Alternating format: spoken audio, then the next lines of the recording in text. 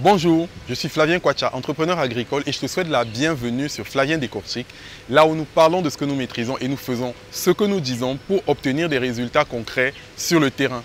Si tu as envie de vendre un produit, de produire un article qui va être consommé, il faut pouvoir t'assurer qu'il soit accepté par l'environnement dans lequel tu vas le proposer.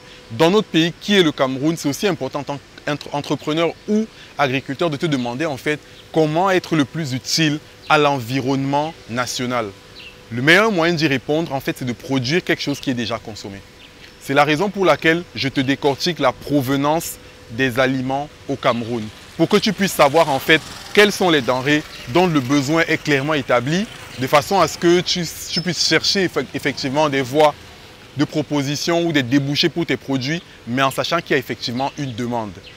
Tout d'abord, il est important de savoir que d'après l'Institut national de la statistique, qui est en fait l'entité garante de tout ce qui est statistique et chiffres relatifs à l'activité économique, entre 2007 et 2017, la facture relative à l'importation de denrées alimentaires au Cameroun a été triplée.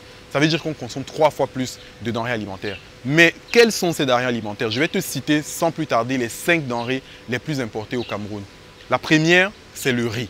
Certes, nous avons une entreprise au Cameroun comme la Semri qui a été chargée de l'exploitation du riz et qui reçoit une intervention gouvernementale pour pouvoir assister les producteurs et répondre à la demande locale. Mais cette production-là n'est pas encore suffisante pour justement répondre à cette demande. Raison pour laquelle le riz est encore importé pour plus de 180 milliards de francs CFA au Cameroun chaque année. En deuxième position, le poisson surgelé qui est importé lui aussi pour plus de 180 milliards. Mais le point positif sur cette deuxième denrée notamment, c'est le fait que nous soyons passés dans les 10 dernières années sur une importation provenant majoritairement des pays asiatiques pour une importation majoritairement africaine, notamment venant de pays comme le Sénégal, la Mauritanie pour plus de 50%, 10,6% de l'Europe et le reste continuant sur ces pays initiaux, notamment le Japon et la Chine, notamment de pays asiatiques. En troisième position, nous avons également une denrée alimentaire comme le lait en poudre. Le lait en poudre qui lui aussi est exporté pour plus de 80 milliards de francs CFA. Lait en poudre assimilé, c'est-à-dire lait en poudre et sucre. Donc là, on parle vraiment de sucre lent ou sucre assimilé. Ce sont des denrées qui sont produites par de nombreuses entreprises au Cameroun, mais il y a toujours le besoin.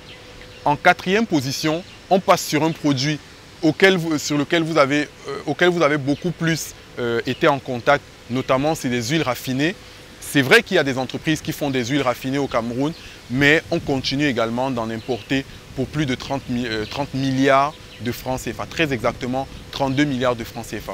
Donc c'est important de savoir si aujourd'hui tu veux t'investir dans une entreprise agricole et produire des denrées en particulier, de t'orienter vers ces produits parce que la demande est encore forte en local. Et il n'y a pas forcément une réponse à cette demande. Si on importe, ça veut dire qu'il y a un besoin qui ne trouve pas de solution locale. Donc, je reprends rapidement les 5 denrées sur lesquelles tu devras t'orienter si jamais tu veux développer une activité intense à une certaine échelle, parce que là, on parle quand même en milliards de francs CFA. Tout d'abord, on a parlé du riz, ensuite du poisson surgelé, du sucre, du lait en poudre et enfin des huiles raffinées. J'espère que cette vidéo t'est utile et qu'elle te permet d'avoir une meilleure visibilité sur les articles vers lesquels tu dois t'orienter si tu veux vraiment faire du chiffre dans l'agriculture, dans l'agroalimentaire. En description de cette vidéo, je te mets le lien notamment d'un document, d'un rapport de l'Institut national de la statistique sur l'importation et ses impacts sur l'économie camerounaise.